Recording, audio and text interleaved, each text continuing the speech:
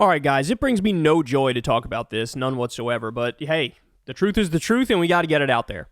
So I kind of warned you the other day in a segment I did with Crystal for Crystal, Kyle, and friends that from what I have read, it appears like this Gaza ceasefire deal is a ruse. And in fact, that word is the exact word that was used by Haaretz in describing this deal.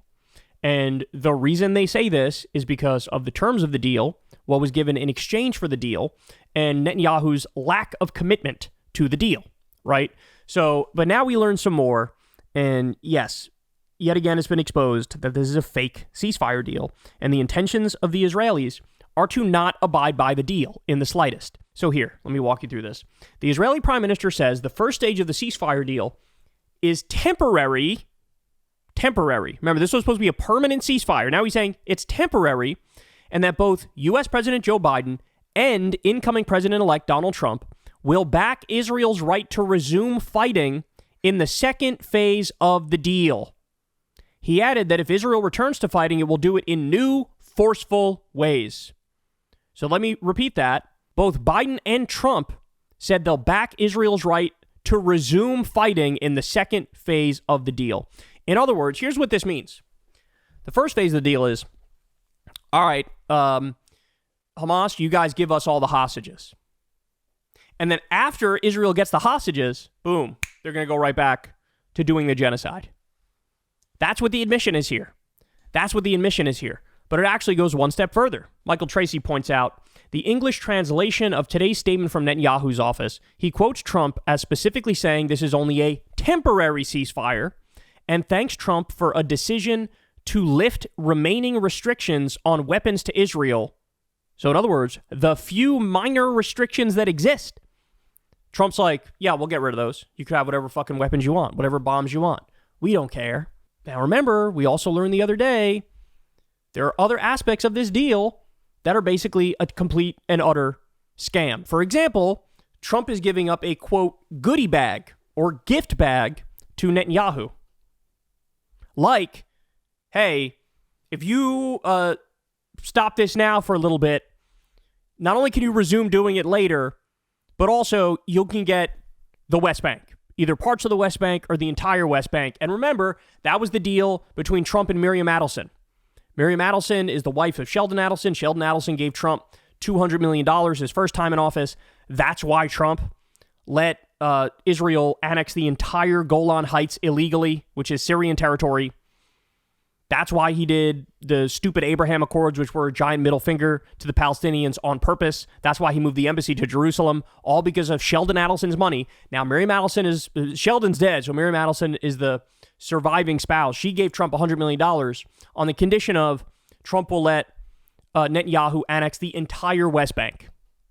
So there's already been, go back and watch that original segment I did, because we lay out all these different terms and conditions that were red flags from the very beginning. The other thing is, Israel already was bombing like crazy. After the ceasefire deal was announced, Israel decided to ramp up its bombing in killing about 80 Palestinians at least.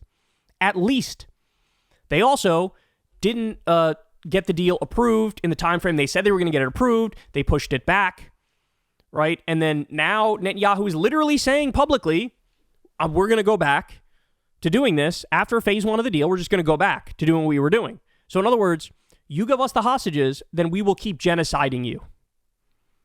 And this is something, again, I don't understand for the life of me. I don't understand why anybody really at the beginning took this at face value. And I saw plenty of people take it at face value. Like, oh, looks like Trump came in and saved the day. It's like, when have you known Trump to be tough on the Israelis and to get a fair deal? He never did. Like I said, he let Israel annex the entire Golan Heights, which is Syrian territory. He moved the embassy to Jerusalem. He did the Abraham Accords, which were a giant middle finger to the Palestinians. He's going to make this worse. He's going to make the genocide worse, removing whatever remaining restrictions there were on the weapons. Because remember, tremendous amount of money from the Israel lobby. They give it to Democrats, they give it to Republicans. And the one thing we were banking on was like, oh, hopefully Trump will just feel slighted by Netanyahu. Trump will look at Netanyahu not agreeing to the terms of his deal and will be like, well, fuck you. Now there's going to be consequences. But there's zero evidence of that happening. And if anything, the evidence is the exact opposite. After they get the hostages,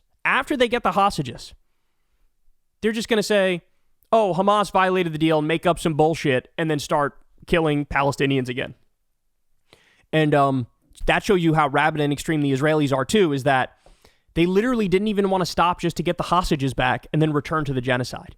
They would rather just keep doing the genocide without taking a pause. It's a fake ceasefire deal, man. It's a fake ceasefire deal. That's what it is. And they're going to spin it like it's brilliant, like it's amazing, like it's great.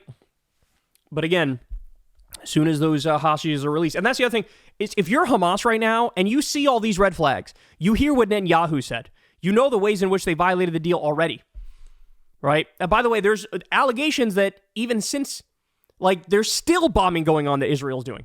You're Hamas, you see all this, why would you even release the hostages? The one piece of leverage you have, you in theory were going to trade it for a permanent ceasefire, but there's not going to be a permanent ceasefire. So if you're them, why would you even release it? And that's the other thing. It's this farce of global leadership that is the U.S. It's a farce. Our word means fucking nothing. Israel's word means fucking nothing. Just like the Iran deal that we signed, where it was like, hey, we'll give you back your money that we stole from you with sanctions, and you just need to not build a nuclear weapon and let the IAEA in there to check to make sure. And then what do? We ripped up the deal. Paris Climate Agreement. We're part of that deal, and then we pulled out of that deal. Our word means nothing. We're going to lecture people about human rights and about international law when we did the Iraq War and we've been arming a genocide for over a year. Our word means nothing. Nothing. And that has consequences globally. There is no more international law. There is no liberal international order. There are no human rights. It's a farce. It's might makes right. That's what we're witnessing. But again, if you're in this situation, if you're Hamas, why on earth would you release these hostages? There's literally zero incentive to do so. Other than for the history books to say, yeah, they stuck by their word, but the Israelis, of course, went back on it immediately. So, fake ceasefire deal. That's what it is. And it's absolutely, positively undeniable. Hey, y'all, do me a favor and like and subscribe. It helps out big time in the algorithm. Click the bell as well for notifications when videos drop. And watch that video on screen right now. You know you want to.